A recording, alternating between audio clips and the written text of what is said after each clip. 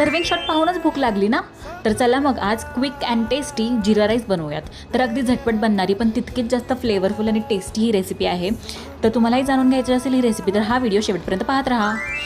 तर आली आहे मी किचनमध्ये आणि सुरुवात करूयात आपल्या आजच्या रेसिपीला. तर हा जिरा राईस बनवण्यासाठी सगळ्यात आधी मी इथे बासमती तांदूळ छान स्वच्छ धुवून 10-15 मिनिटांसाठी भिजत ठेवलेला. मी बासमती तांदूळ यूज केला, तुम्ही कोणताही दुसरा तांदूळ यूज करू शकता. त्यानंतर मी इथे पातेला छान गरम करून घेतलं, त्यात मी ॲड केलं आहे तेल, कारण तूप जळू नये म्हणून. आणि मग तूप ॲड केलं आहे, जिरा ॲड केलं आहे, स्लिट करून घेतलेल्या हिरव्या मिरच्या ॲड करते आहे. त्याचसोबत आता मी आता ॲड करणार आहे भिजवून निथळून घेतलेला तांदूळ. तर आत्ता आपल्याला ह्या तांदळाला छान अलगद हाताने परतून घ्यायचं आहे अगदी 1 मिनिटासाठी. आणि मग गरम करून घेतलेलं पाणी ॲड करते आहे मी. तर तांदळाच्या दुप्पट पाणी ॲड करते आहे मी यामध्ये. आणि चवीनुसार मीठ ॲड करून छान मिक्स करून झाकून गॅसची फ्लेम स्लो करून ह्याला छान शिजवून घेते आहे. तर बघा अगदी 10 मिनिटांमध्ये झाला आहे रेडी आपला गरमागरम जिरा राईस रेडी. सगळ्यात शेवटी मला गार्निश करणार आहे भरपूर साऱ्या बारीक चिरून घेतलेल्या कोथिंबिरीने. आणि बघा अगदी झटपट होती ना रेसिपी.